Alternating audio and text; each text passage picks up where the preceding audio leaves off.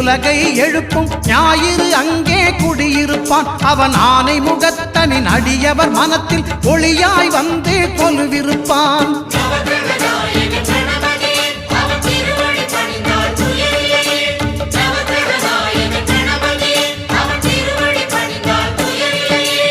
ஒன்பது கோளும் ஒன்றாய் காண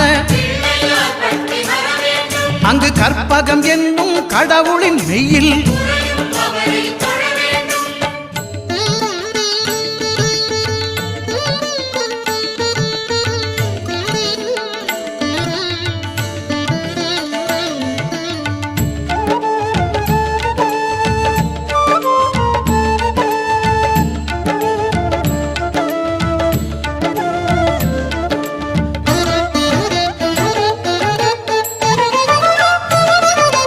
திங்கள் பகவான் திருமுகம் காண அங்கு கற்பக பெருமான் தொப்புள் குழியில் திங்கள் பகவான் திருமுகம் காண